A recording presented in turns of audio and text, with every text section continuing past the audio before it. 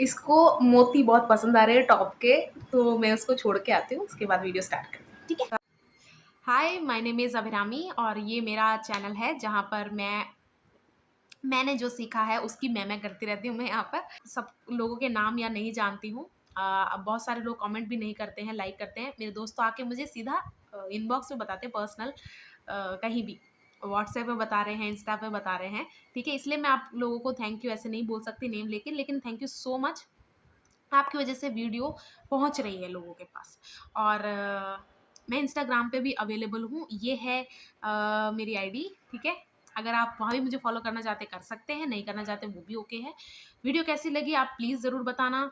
आपके एक्सपीरियंस अगर कुछ आपको कनेक्ट हुए वो भी आप कमेंट करके बता सकते हैं। नहीं अच्छी लगी, क्यों नहीं अच्छी लगी, आवाज़ की वजह से, वीडियो क्वालिटी देखो, थोड़ा सा टाइम दे दूँ, मैं एकदम से सब अरेंज नहीं कर सकती। अभी मैंने एक पिछली वीडियो डाली थी, व्लॉग ट्राई किया था मैंने, ठीक है। लेकिन कॉपीराइट बार बार उस पर क्लेम आ रहा था, क्योंकि कुछ बैकग्राउंड म्यूजिक गलती से मैंने डाल दिए थे। अब वो काफ़ी एडिटिंग करनी पड़नी थी मुझे शुरुआत से। अब मैं ऑथेंटिसिटी कम हो जाती, तो मुझे फेक नहीं करना था, इसलिए मैंने वीडियो उड़ा दी। मैं व्लॉग वीडियो कभी ना कभी बनाऊंगी, मुझे अच्छा लगता है, लेकिन वो सबसे लेस बिजी डे था मेरा, तो मैं काफ़ी बिजी हूँ, इसीलिए नहीं मैं वीडियोस बना पा रही। सो सॉरी अगर आप थोड़ा सा मिस कर रहे थे मुझे। तो चलते हैं वीडियो की और ये बिल्ली जो तंग कर रही थी ना, उसको मैंने साइड कर दिया है। थोड़ा सा वीडियो में इंटरप्शन उसने दिया है, लेकिन ठीक है। आप मुझे ज़रूर बताना कैसी लगी वीडियो। प्लेलिस्ट मैंने अलग से बना रखा है, तो आप वो चेक कर सकते हैं। जो फर्स्ट एडवाइस है वो है कि आपका ब्रेन वॉश करना तभी इजी रहेगा अगर आपके साथ ब्रेन में कोई हिस्ट्री नहीं है। इससे मेरा मतलब ये है कि दुनिया में ऑलरेडी बहुत सारे चीज़ों को नाम मिल रहा है, चाहे वो चीज़ें एग्जिस्ट नहीं करनी चाहिए, मतलब सभी के हिसाब से नहीं करनी चाहिए, डिसरिस्पेक्टफुल भी है, स्टिल उसको एक नाम भी दिया जा रहा है। मैं ये क्यों कह रही हूँ कि नाम देने के बाद वो कुछ ज़्यादा ही उसे आइडेंटिटी मिल गई है ना। नाम का मतलब ही आइडेंटिटी है। जब तक उसे नाम नहीं मिल रहा किसी चीज़ को, वो बस ऐसे ही है, उसके एक्सप्लेनेशन पे है। जैसे हम बचपन में होता नहीं था कि इस पूरे सेंटेंस का एक वर्ड बनाना होता है। हिंदी में भी था, इंग्लिश में भी था, बहुत सारे और भी भाषाओं में अगर आपने पढ़ा है तो उसी टाइप का मैं कह रही हूँ कि किसी चीज़ का एक्सप्लेनेशन जब तक हम सुनते रहते हैं, तो हम विस्तार में डिटेल में देखते हैं कि इसमें इसके क्या एडवांटेज डिसएडवांटेज हो सकते हैं। लेकिन ये पूछ सॉरी, लेकिन जब हम सिर्फ एक वर्ड सुनते हैं तो हमें ऐसा लगता है कि हाँ ठीक है, अब ये एग्जिस्टेंस में आ चुका है, तो अब ये नाम अगर आ चुका है दुनिया में, तो ये एग्जिस्ट करती है और हमें नहीं पता है या फिर हम इसके लिए क्वालिफाइड नहीं है। मैं बताती हूँ क्या है मेरा मतलब। अब आपने देखा होगा डार्क जोक्स, डार्क को हम एक पावरफुल चीज़ भी समझते हैं, क्योंकि उसके मतलब जहाँ डार्कनेस आ जाती है सब गायब हो जाता है अगर वहाँ लाइट ना हो। ठीक, अगर इसको ज़्यादा पावर दिया, जैसे डार्क जोक्स, डार्क ह्यूमर जो होते हैं, कि फिर इसके कि हाँ कोई इंसान डिसरिस्पेक्टफुल हो रहा है बहुत ज़्यादा बुरी तरह से, कोई भी ऐसा इवेंट है जो कि बहुत ही सेंसिटिव है, कोई इशू है, उस पे जोक बना के कि हाँ ये तो डार्क जोक का राजा है, रानी है, ऐसा करना, तो मतलब उसको जब एक आइडेंटिटी मिल गई, उसके बाद उसको क्लेम करने के लिए बहुत सारे लोग आगे आते हैं। अब मैंने ना खुद भी ये चीज़ बहुत क्वेश्चन किया है। इनिशियल स्टेज पे थी कि हाँ सबसे पावरफुल तो भगवान ही होते हैं। फिर मैंने कहा यार फिर ऐसे लोग एग्जिस्टेंस में आते ही क्यों हैं, या फिर उनको पावर क्यों मिलती है, उनको वो जो भी है फेम क्यों मिलता है। उसका जो रीज़न ये है कि हम सोशल लाइफ में हम कुछ ज़्यादा क्राइम कुछ नहीं कर रहे हैं। हम मतलब जब ये वीडियो देख रहा है, ठीक है, क्रिमिनल्स की बात नहीं कर रही हूँ। जैसे कि अगर कल एग्जाम्पल देती हूँ, कल अगर एक ऐसा कोई भी अनाउंसमेंट हो गया कि सबको 3 खून माफ है, ठीक है, तो क्राइम कितना ज़्यादा बढ़ जाए। मतलब इसको मैं कंपेयर कर रही हूँ ऐसे आइडल से, ऐसे जिनको फेम मिल जाता है, गलत तरीके, गलत चीज़ें प्रमोट करने से भी जिनको फेम मिल जाता है, मैं उनको इसी तरह से देखती हूँ। यानी कि जब ये लोग, इनको फेम मिलता है ना, इनको फेम कहाँ से मिला? इनके फॉलोवर्स की वजह से, इनकी तारीफ, इनको एक्नॉलेज करने के लिए, इनको पॉजिटिवली और अप्रिशिएट करने की वजह से, इसीलिए ये फेम मिलता है ना इनको। तो जब ऐसे लोग, ऐसे हरकतें जब बाहर आती है ना, तो ये इसीलिए आती हैं कि देखने के लिए कि कौन इसके सपोर्ट में उतर रहा है, कौन इसके अगेंस्ट है, कौन दोनों तरफ नहीं है लेकिन स्टिल कंसिडर करता है कि no, I am not gonna do that. आपके माइंड में आपकी कोई हिस्ट्री नहीं है, यानी कि जो किसी ने बोल दिया आपने माना हुआ है, आपका खुद का ट्राइड नहीं है। यानी कि जब मैं हॉस्टल में थी, बहुत सारी चीज़ें जिस जिस तरह मैं पली बड़ी हूँ, जैसे मेरे बाल घुंघराले हैं, तो मैं शाम को जब भी नहाती हूँ ना, मुझे कोल्ड हो जाता है। मतलब ये हमेशा ही हो जाता है, पता नहीं ऐसा क्यों है। शुरू से मैं ऐसे ही पली बड़ी हूँ, ये भी उसका रीज़न हो सकता है। प्लस स्कैल्प डिफरेंट होते हैं, बहुत सारी चीज़ें और भी मैटर करती हैं। लेकिन जब मैं चीज़ें अपनी किसी भी वहाँ दोस्त को बताती थी या कुछ भी है, वो मेरे सामने नहा रहे हैं, ठंड हो चाहे गर्मी हो, कुछ भी उनको फ़र्क नहीं पड़ रहा था, ठीक है? तो उन्होंने वो चीज़ अच्छा किया और मुझे भी समझ में आया कि हाँ, डाइवर्सिटी नाम की चीज़ भी एग्ज़िस्ट करती है, लेकिन वो चीज़ अंदर भी करनी चाहिए एग्ज़िस्ट। यानी कि कोई चीज़ अगर किसी पे सूट नहीं कर रही है, ऐसा नहीं कि आपके अंदर नहीं, आप पे नहीं करेगी या आप उसे खाएँगे, खाने वाली चीज़ है तो नहीं करेगी, ठीक है? इसे कहती हूँ मैं हिस्ट्री नंबर 1 कि ट्राइड एंड प्रूवन, ठीक है? जो भी है अपने आप से। सेकंड जो मैं हिस्ट्री नहीं है, मैं ये बोल रही हूँ, आप कौन हो आपको पता ही नहीं है। और बहुत सारी जैसे हमारे ज़्यादातर ट्रेड्स जो बनते हैं ना, वो लाइकेबल हम कितने हैं जब हम ये करेंगे, या फिर अ, मैं भी जो भी, अगर ड्रीम को भी ले लेते हैं, अगर वो लाइकेबल है, ठीक है, मेरे एरिया में उसको सपोर्ट नहीं किया जा रहा, लेकिन बाहर से तो मिलेगा ना कहीं से। तो मेरी आइडेंटिटी मुझे तभी पता चलेगी जब मैंने अपने हर साइड को जाना होगा। यानी कि जब मैं गुस्से में होती हूँ, तो जैसे मैं अभी बोल रही हूँ कि मुझे गालियाँ नहीं पसंद या, लेकिन जब मैं गुस्से में होती हूँ मैं गालियाँ दे रही हूँ, तो ये मैं नहीं हूँ। क्या मैं एंगर पे सारा ब्लेम डाल दूँ? नहीं। यानी कि अपने आप को ट्रूली जानना भी आपके माइंड में आपकी हिस्ट्री है। वो जो आप डिलीट करते हो ना ब्राउज़र का, वैसी हिस्ट्री। तो अगर ये दोनों चीज़ें नहीं है ना, और जो मैंने पहले बताया ना वीडियो में कि नामकरण आइडेंटिटी मिली हुई है किसी चीज़ को, चाहे वो बहुत डिसरिस्पेक्टफुल है, आपके अंदर वो नामकरण आप कैसे देते हो, ये भी बहुत मैटर करता है। यानी कि डार्क ह्यूमर है, मैं उसको डार्क ह्यूमर नहीं अपने अंदर रजिस्टर करती, मैं उसको रजिस्टर करूँगी बदतमीज़ी। लोग हँसें, चाहे मुझे कहें कि तुझे समझ में नहीं आ रहा, तू क्वालिफ़ाइड नहीं है, जो भी कहें मुझे उससे भी फ़र्क नहीं पड़ता। लेकिन मैं अपने अंदर अगर मैं रजिस्टर करूँगी, तो जैसे मैं अपना, मेरे से माँगेंगे ओपिनियन तो मैं दूँगी, नहीं माँग रहे कोई भी नहीं है तो मैं वो चीज़ नहीं करूँगी, या फिर मैं मेक श्योर करूँगी कि मेरे बच्चे, मतलब ऐसा, ठीक है? तो मैं अपने अंदर क्या रजिस्टर कर रही हूँ, ये 2 चीज़ें बहुत मैटर करता है। यानी कि अपने आप को जानते नहीं हो, यानी कि आपकी कोई आपके साथ आपकी कोई ब्रेन में हिस्ट्री नहीं है आपकी। यानी कि सब बाहर का ही है, और जिसका अंदर खुद का कुछ नहीं है, वो कैसे क्वेश्चन करे, वो कैसे लाइफ में कुछ भी अपने साथ अलाइनमेंट में चीज़ों को परस्यू करे, ठीक है? तो फर्स्ट एडवाइस मेरी ये है, अगर आपका ब्रेन वॉश ईज़िली हो रहा है, और ऐसा कभी नहीं होता, जैसे मैंने बहुत लोगों के मुँह सुना है कि यार मेरा काफ़ी टाइम बर्बाद हो गया, कुछ नहीं हुआ। देखो, इम्पोर्टेंट ये है कि आप उस चीज़ को समझ गए। अ, आप, ये आसान नहीं है, कोई चीज़ हो रही है या कुछ भी है, कैसा है एग्ज़ाम्पल लो यार, जिसने कभी कोई जॉब ही नहीं की या फिर कुछ नहीं है, उसको क्या पता जॉब एनवायरनमेंट क्या होता है। और जॉब एनवायरनमेंट में बहुत सारी चीज़ें आपने सुनी होंगी कि यार जॉब में तो ये भी होता है, ऑफिस अफेयर्स, बहुत सारी चीज़ें सुनी होंगी ना जैसे। तो जब तक आप जॉब नहीं कर रहे हो ना, आप वो चीज़ें एक्सपीरियंस नहीं कर रहे हो। मैंने नहीं कहा जाके खुद एक्सपीरियंस करो, मैं बता रही हूँ। मतलब आपको कैसे पता कि क्या मिथ है लाइफ में, क्या सच्चाई है, और आप किस चीज़ के लिए अ, आप किस चीज़ के लिए एक्साइटेड होते हो, किस चीज़ से आपको नहीं, किस चीज़ को नहीं आपको कंटिन्यू करना। ये चीज़ें आपको कैसे पता चलेंगी? जब आपने खुद से ये 2 चीज़ें करी हों। यानी कि बाहर जो भी कलेक्टिवली अवेलेबल है, ठीक है? जितना भी नॉलेज जो भी है, आपके अंदर कैसे रजिस्टर हो रहा है, ये आपका डिसीज़न होना चाहिए।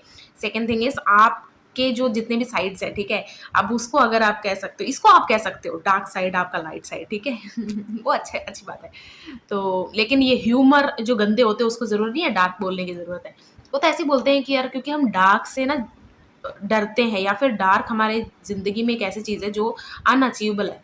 तो हमें ऐसा इसलिए हम हर चीज़ जो भी पावरफुल या फिर ऐसे ही गलत वे में भी पावरफुल है तो उसको डार्क के साथ जोड़ देते हैं, ऐसा नहीं होता, ठीक है? तो सेकंड एडवाइस में मैंने जो रखा है वो ये है कि बहुत जगह आपने सुना होगा कि पीपल डू चेंज, और कई जगह आपने सुना होगा कि ना, पीपल डू नॉट चेंज, ठीक है? ये दोनों ही चीज़ अगर आप इसको क्या कहते हैं, काटोगे मतलब और अच्छे से समझना चाहते हो, आप लोगों को नहीं बदलना चाहते। लोग आपको किस तरह ट्रीट कर रहे हैं, लोग आपको क्या महत्व वैल्यू दे रहे हैं, आप उस चीज़ को चेंज करना चाहते हो। यानी कि you want to change the way people treat you, not the people है ना?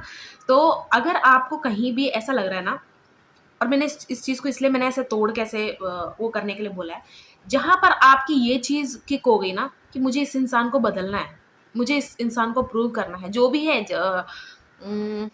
जैसे भाई इसने कभी सच्चा प्यार नहीं देखा, मैं दिखाऊँगी इसको सच्चा प्यार क्या होता है, या मैं दिखाऊँगा इसको सच्चा प्यार क्या होता है, या फिर इस लड़की ने कभी देखो ये सिर्फ़ एग्ज़ाम्पल्स हैं, ठीक है? मैं किसी को वो नहीं कर रही हूँ, ना ही मैं जानती हूँ जिनकी मैं एग्ज़ाम्पल दे रही हूँ, मैं किसी को नहीं जानती, ये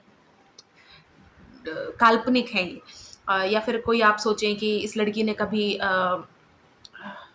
इसका फैमिली बैकग्राउंड इतना अच्छा नहीं है, मैं दिखाता हूँ इसको अच्छी लाइफ क्या होता है। दोनों ही चीज़ आप अगर वॉलंटियरली कर रहे हैं, फिर तो एक्सपेक्ट भी करो उस चीज़ का, वो वायलेट होगी चीज़, ठीक है? अगर आप खुद ही वायलेट होना चाहते हो, तो देखो दोनों सोचना चाहिए। सब कहते हैं ना कि नेगेटिव साइड, पॉजिटिव साइड, दोनों साइड्स ही तो है ना, आप दोनों देखो। चलो इससे भटकते नहीं है।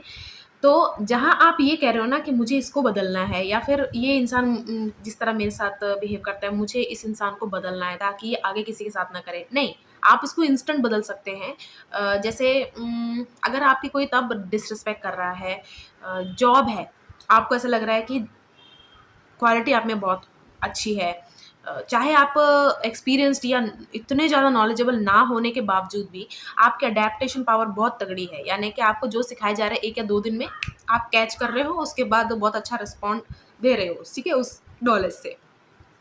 तो अगर आपको लगता है कि आपके लीडर, आपके जो भी है, उस चीज़ का मिसयूज़ कर रहे हैं, तो आपको क्या लगता है कि इस सिचुएशन में आपको आपका बॉस चेंज होगा या फिर आपके लीडर चेंज होंगे? नो, इस सिचुएशन में आपको उस चीज़ को एड्रेस करना है कि हाँ, या फिर आप इस तरह, जैसे बहुत लोग ना इस तरह इसको एड्रेस करते हैं कि मुझे इतना पेमेंट नहीं मिल रहा है जितना। सिर्फ़ पेमेंट से भी कभी-कभी नहीं होता है। क्या पता आपको कोई हेल्थ इश्यू चल रहा है, कुछ भी है। पर्सनली कितना प्रॉब्लम्स आती हैं वो भी एक्नॉलेज करो, ठीक है? तो अगर आप इसे पैसे से बोलना चाहते हो वो भी ठीक है, मैं दोनों को गलत नहीं कहूँगी, लेकिन दोनों कंबाइन करके बोलो कि अगर ये चीज़ है एड्रेस करो, और उसके बाद देखो उस इंसान का क्या रिस्पॉन्स है। यानी कि सबसे पहला स्टेप होगा एड्रेस करना, उस इंसान के सामने या खुद के सामने भी कर दो पहले, ताकि आप श्योर हो जाओ। देखो उसका रिस्पॉन्स कैसे है। सेकंड चीज़ जहाँ पर आपको ये मेक श्योर करना है कि अब ये इंसान मुझे इस तरह ट्रीट नहीं कर सकते या कर सकती, आपने बस सीधा ही बोल देना है कि नहीं, मैं अब ये नहीं करूँगी। उसके बाद वो क्या स्टेप उठाते हैं, उसके हिसाब से पीसफुली आप भी उस चीज़ से वॉकआउट कर सकते हो। मैं जानती हूँ ये बोलना आसान है, लेकिन अगर फाइनेंशियली कोई बहुत ज़्यादा प्रॉब्लम हो रही है, तो नहीं छोड़ पाते इंसान। देखो अगर कोई मेजर हेल्थ इश्यूज़ नहीं है तो ठीक है, तो आप देखो ये समय कट जाएगा, फिर आपके प्रमोशन आ जाएगी या कहीं और आप अप्लाई करो, कुछ नहीं। लेकिन अगर आपको भी हेल्थ इश्यूज़ हो रहे हैं इस चीज़ की वजह से, और आप जॉब छोड़ भी नहीं सकते ये सोच के कि यार फिर कैसे चलेगा घर, ये वो, तो अगर आपको हेल्थ इश्यूज़ हो गए तो आप उससे भी वर्स्ट कंक्लूजन में जाओगे। सिर्फ मेरा ही एक ये एग्जांपल है, मैं जैसे मैं बता रही हूँ, ठीक है? आपको जैसा ठीक करना है करिए, लेकिन जो मैं ये मिथ है ना कि मुझे लोगों को चेंज करना है, लोगों को नहीं चेंज करना चाहते आप चाहते हैं कि ये मुझे सही से वो वे चेंज हो जाए। जो थर्ड एडवाइस है वो है ओसीडी वाले लोगों के लिए। नहीं भी है, आप किसी को जानते हो, आपको नहीं है, आप किसी को जानते हो, उनको भी ये बताना। ये लोग ऐसे मैं देखो जब मैं कोई चीज़ कह रही हूँ ना, तो मैं ना उसको टारगेट करके नहीं बोल रही हूँ। मैं इसलिए बोल रही हूँ कि हम अगर कोई चीज़ समझ जाएँगे ना कि ये चीज़ क्या है, क्यों होती है ऐसे, तो हमें वो सॉल्व करनी जल्दी आ जाएगी। इसीलिए, तो टारगेट वग़ैरह मत किया करो किसी को कि ये तो ऐसे होता है, ऐसे जस्ट मैं बता रही हूँ, और इसको नहीं मानना है तो वो भी अच्छी बात है, मत मानिए। अच्छी बात है कि आप एक स्ट्रॉन्ग, मतलब आप ये सोच रहे हैं कि मैं खुद इस चीज़ का आंसर ढूँढ लूँगी, मुझे किसी यूट्यूब के प्राणी की ज़रूरत नहीं है, ठीक है? वो भी ठीक है। मैं बताती हूँ एक चीज़, ओसीडी वाले लोग ऐसे भी होते हैं जो जल्दी से फॉरगेट और फॉरगिविंग नेचर के नहीं होते। यानी कि उनकी छोटी से छोटी चीज़ डिटेल्स याद रहती है। ये चीज़ स्टार्ट कैसे होती है? सबसे पहले नोटिसिंग से होती है। और ये नोटिसिंग उस जैसे कोई इंसान, एग्ज़ाम्पल देती हूँ, कोई इंसान, मैं ओसीडी मुझे है, ठीक है? मुझे कोई इंसान पसंद नहीं है। मैं पहले उस नोट करना शुरू करूँगी कि अ, अगर हम साथ में रूम में रह रहे हैं, तो ये इंसान पहली बात मुझे पसंद नहीं है। पहले ही एक बहुत बड़ा कारण बन चुका है मेरे ना भूलने, ना माफ़ करने के लिस्ट में, ठीक है? और ऊपर से वो कोई ऐसी चीज़ें करे जो कि ओसीडी के खिलाफ तो है ही है।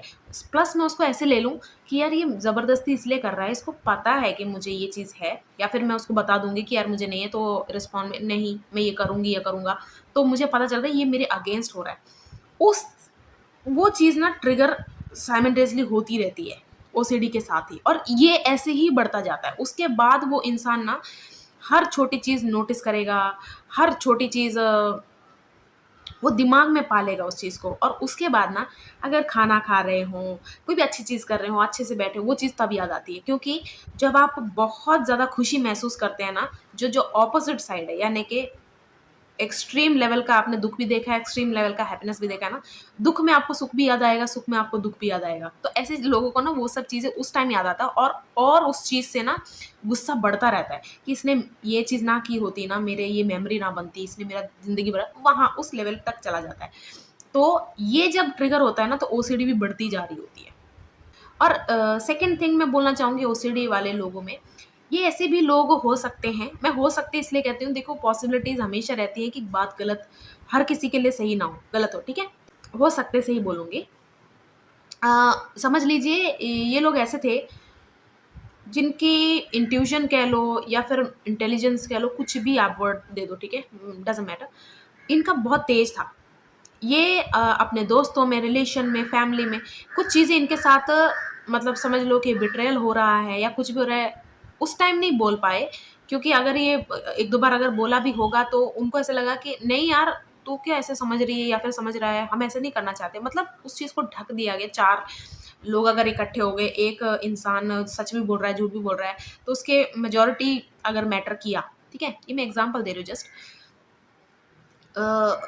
मतलब उस टाइम अगर कोई इंट्यूशन इन लोगों ने अपनी इग्नोर की होती है, अपनी इंटेलिजेंस को इग्नोर किया होता है, तो ना ये चीज़ भी फॉरगेट और वो होता है ना फॉरगिव वाले लिस्ट में आ जाता है। वो अपने आप को भी माफ़ नहीं करते कि मैंने ये चीज़ होने दी, और क्योंकि मैंने चीज़ होने दी पता होते हुए, अब मैं ये भी सोचूँगी अब मैं भूल नहीं पाऊँगी इस चीज़ को, यार कि तेरा क्या फ़ायदा उस चीज़ को देखने का या फिर पता करने का, जब तुझे ये होने ही देना था। ठीक है? यहाँ से भी ये आदत और ज़्यादा बढ़ती रहती है।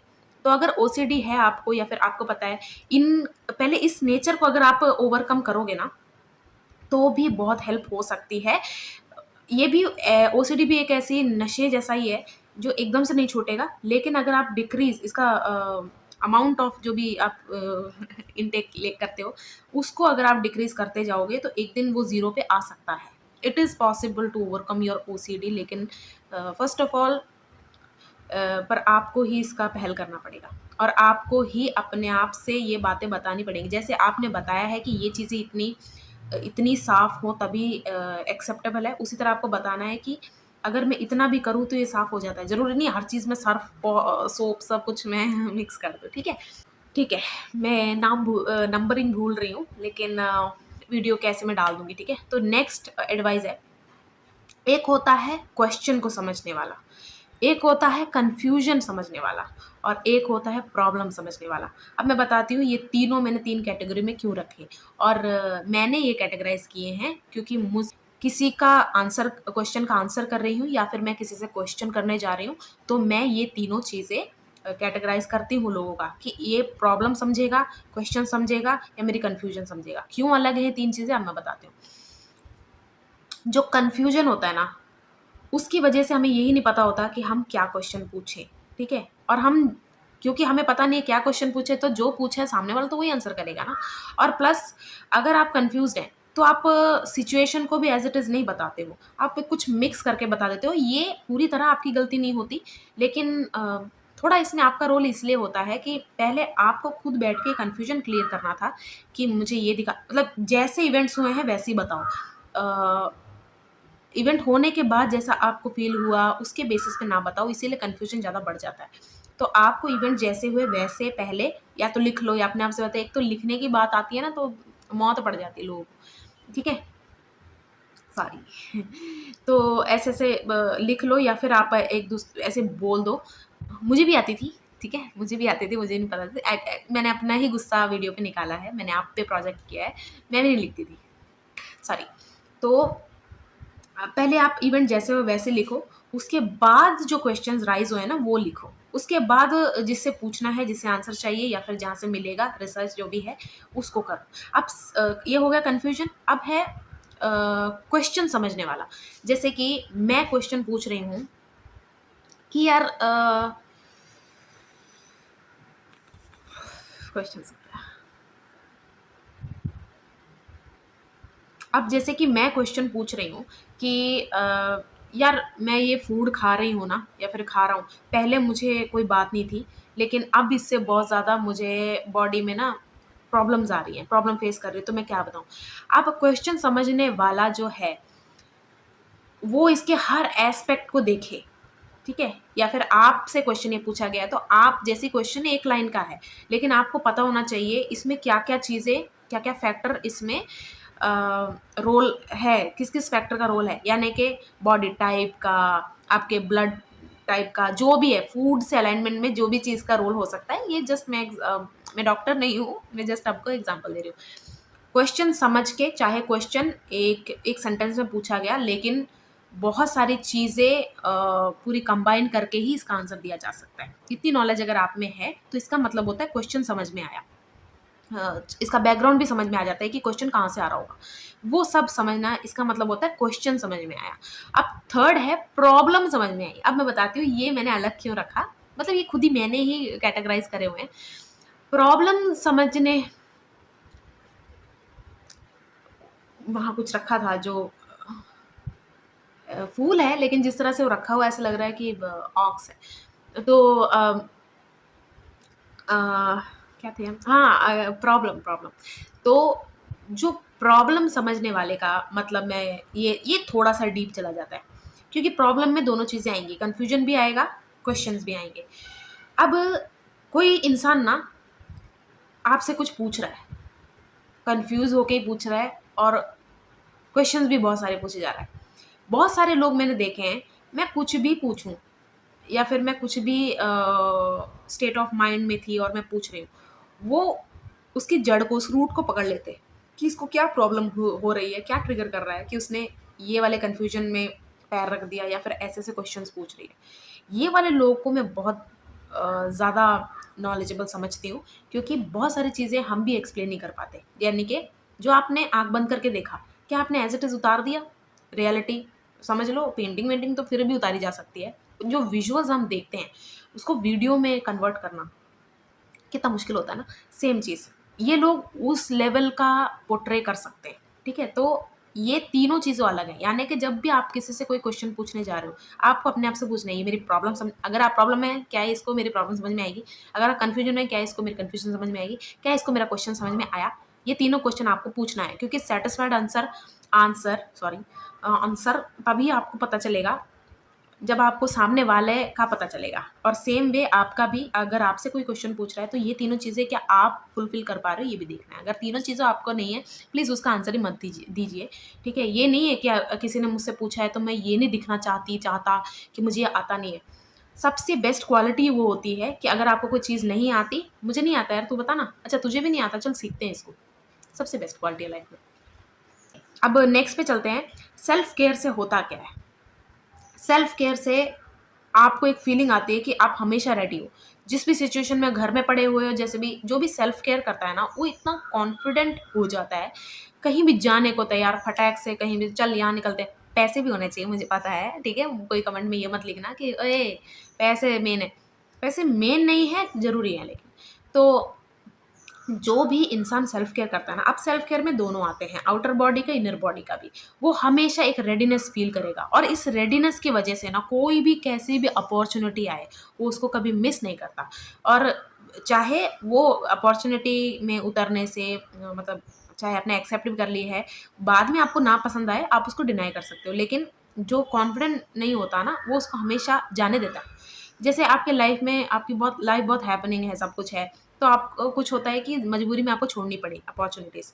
लेकिन कुछ होते हैं जिसका लाइफ में कुछ भी नहीं चल रहा है, वो फिर भी अपॉर्चुनिटी को ग्रैब नहीं करते, क्योंकि वो ये सोचते हैं मैं तो इसका वेट कर रही हूँ, कर रहा हूँ, वो तो हुआ नहीं, ये वाली जॉब आए तभी करूँगी ना, ये थोड़ी है छोटी-मोटी जॉब, वैसे टाइप, ठीक है? अगर आप रेडी हो, आप में वो रेडीनेस की फीलिंग कूट-कूट के भरी है, तो आपको ना लाइफ में अपने करियर पाथ में, पैसा कमाने में जो भी आपको फाइनेंशियल आपका सिचुए उसको कोई उसमें कोई रोक नहीं सकता। जैसे मैंने बोला ना, इनर भी आउटर भी दोनों मैटर करते हैं। अपीयरेंस ना कोई भूल नहीं सकता, कोई भी नहीं भूल सकता। जैसे आपने सेल्फ केयर करी है, अपनी बहुत बॉडी पे ध्यान दिया, बालों पे ध्यान दिया है, बहुत अच्छा है, तो आपकी अपीयरेंस सबसे पहले मैटर करती है। वो कोई आपको अप्रोच तभी करेगा जब उस आपकी अपीयरेंस बहुत अपीलिंग लगे, ठीक है? सेकंड, जब अपना अपना मुँह खोलते हो, और इसीलिए इनर सेल्फ केयर भी ज़रूरी है कि जब आपने मुँह खोला कि उसको उस कैटेगरी से नफ़रत ना हो जाए कि जैसा अपीयरेंस है, ऐसे वाले लोग ऐसे बातें करते हैं। चलो वो उनकी भी गलती है जो कैटेगराइज़ करेंगे भी, लेकिन फिर भी मतलब आपके लिए कैसे हार्म कर सकती है, मैं जस्ट ये बता रही हूँ। ठीक है, जो नेक्स्ट है अ, इसे मैं कहती हूँ डुअलिटी। सबसे पहले जब भी क्वेश्चन राइज़ हुए थे ना मेरे मन में, सबसे पहले मुझे डुअलिटी में, यानी कि अच्छे में बुरा है, बुरे में अच्छा है, ये कैसे और ये क्यों है? इतना अजीब-सा क्यों है, कॉम्प्लिकेटेड सा? फिर ना ऐसे बैठे-बैठे मैंने अपने हाथों को देखा ऐसे, ठीक है? ये जो भी कमेंट करेगा ना मेरे दोस्त मेरी वीडियो देख के कि बैठे-बैठे हाथों को देखती थी। इतना वेला टाइम हाँ, था मेरे लाइफ़ में, इतना वेला टाइम था एक टाइम। ठीक है? जब मैंने अपने हाथों को देखा ना, दोनों एक जैसे हैं, लेकिन एक तरह से नहीं लगे हुए। यानी कि अगर हाथ मतलब अंगूठा अंगूठा इस तरफ क्यों नहीं है, है ना? मतलब डुअलिटी मैं बता रही हूँ। जब मैंने खुद भी देखा ना कि मेरी खुद की बॉडी भी डुअलिटी का ही एक बहुत बड़ा उदाहरण है, ठीक है? जब ये डुअलिटी का कॉन्सेप्ट आया ना मेरे लाइफ में, तो बहुत सारी चीज़ें जो मैंने करी थी, जो मेरे साथ हुई, वो चीज़ें ना ऐसे एकदम से सामने आ गई। जैसे ना पीपीटी चल रही है कि ओह! ये क्यों किया था मैंने यार?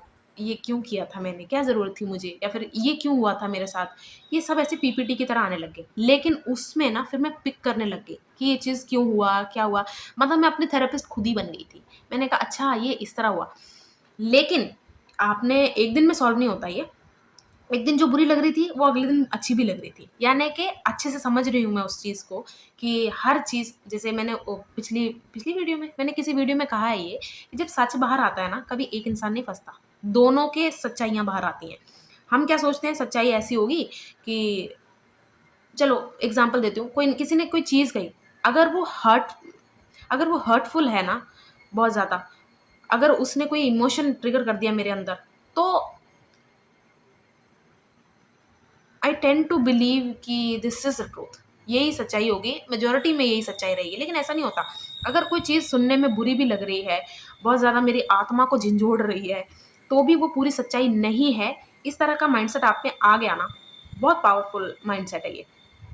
इसी तरह ही तो कोर्ट या फिर वो होता ना जुडिशरी सिस्टम बना हुआ है कि हाँ ठीक है, दोनों साइड की स्टोरी बहुत इमोशनल है, मैं भी इमोशनल हो रहा हूँ ये सुन के, लेकिन मुझे सच्चाई पता करनी है। तो ये डुअलिटी जो है ना, ये बहुत हेल्प करती है, बहुत ज़्यादा। मतलब आपको अपनी मेंटालिटी समझ में आ जाएगी, आपको आगे कैसे चीज़ों को मेंटेन वो करना है, वो समझ में आने लगेगा, बहुत कुछ मतलब आपको हेल्प करेगी। नेक्स्ट पे चलते हैं।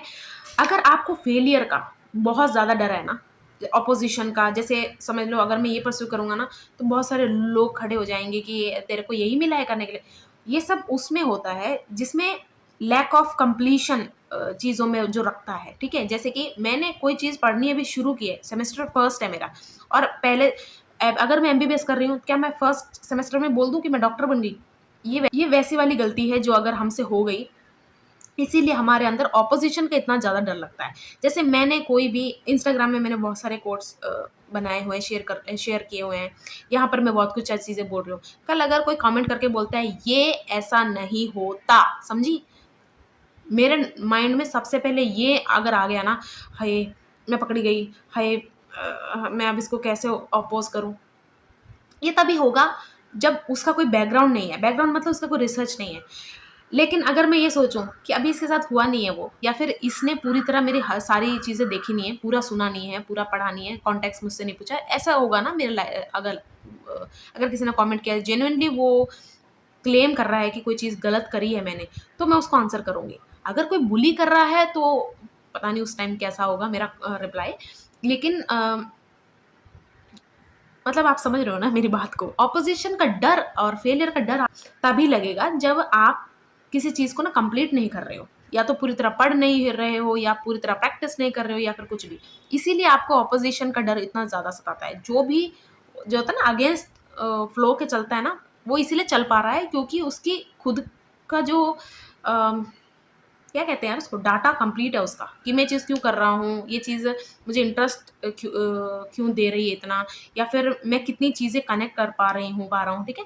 इसलिए। एक और चीज़ ये भी है कि प्रोसेस में मज़ा भी आपको तभी आएगा, जब आप पूरी तरह उस चीज़ को समझ पा रहे हो, पूरी तरह उस चीज़ से कनेक्टेड हो, जो भी आप फ़ॉलो कर रहे हो, या फिर हाँ, जो भी आपका करियर में भी हो सकता है। क्योंकि जब भी ऐसा होगा ना, तो अगर कोई आपको अपोज़ भी कर रहा है ना, आपके सबसे पहले फेस पे एक स्माइल आएगी ऐसे, जो एक कामली स्माइल होता है, एक होता है ट्रिगर्ड स्माइल। हाँ, ऐसा नहीं। ठीक है? मतलब आई नो मैं इतना अच्छे से फेशियली बता नहीं पा रही हूँ, फेशियल एक्सप्रेशन से बता नहीं पा रही हूँ।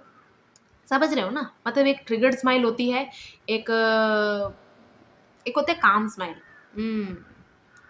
जैसे आपने देखा है दादा-दादी से बच्चे कैसे, पोते-नाती कैसे नानी-नाना से कैसे बात करते हैं। जो भी अपना वो ज्ञान दे रहे होते हैं कि आज मैंने ये सीखा, आपको पता है ऐसे होता है। तो कितने कामली सुन रहे होते हैं। उनको कोई ज़रूरत नहीं है उसको ये बताने की, चुप तूने ये गलत, तेरे को नहीं पता ये, ऐसा कुछ नहीं। उनको ये है कि हाँ, पहले सुनेंगे पूरी तरह।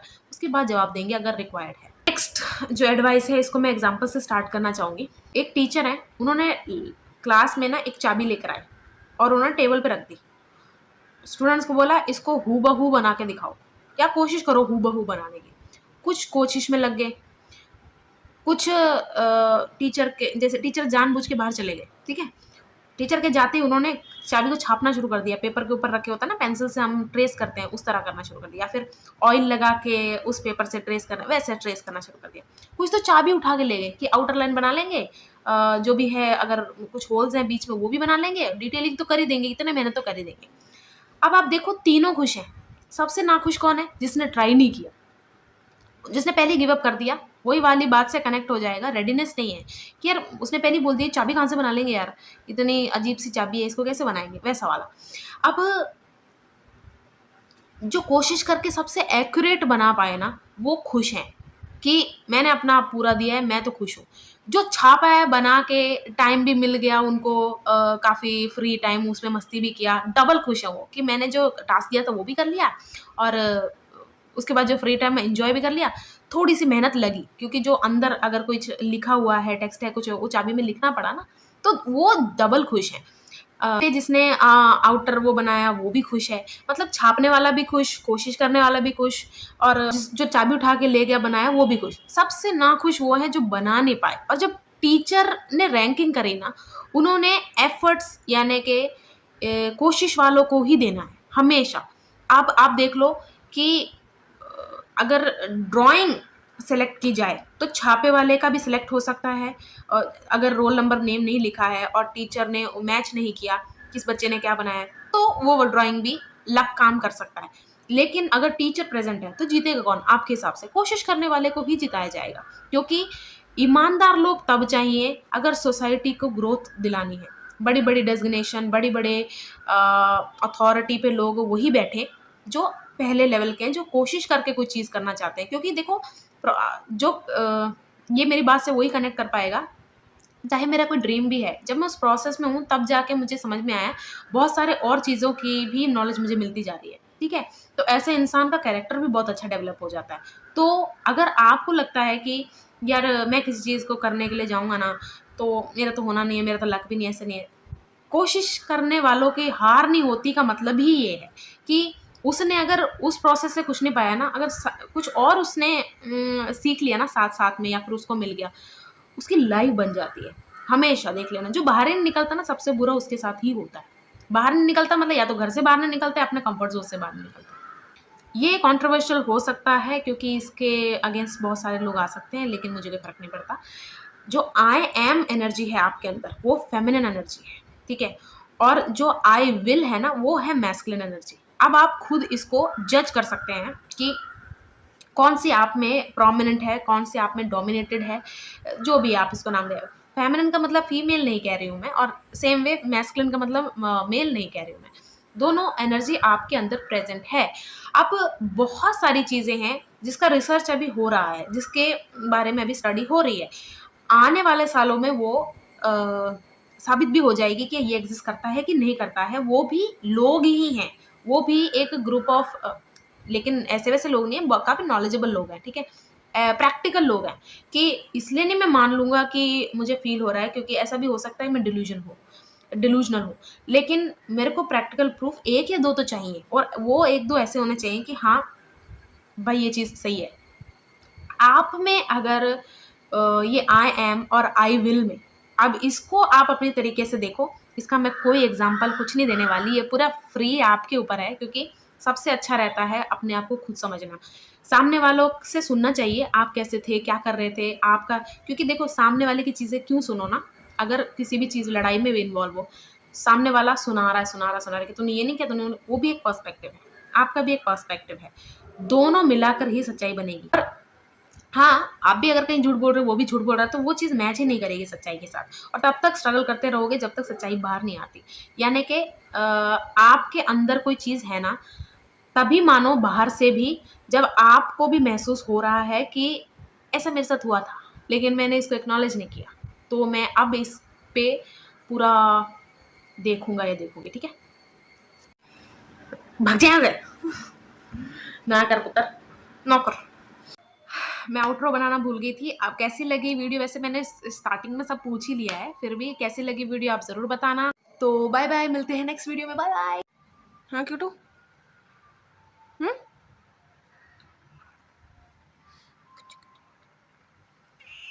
सो जा बेटा, हुँ, बना दे वीडियो, क्यूटू, सो जा। ऑडियंस को आज जाएगी तेरी वीडियो। चैपलिन है इसका नाम, चैपलू।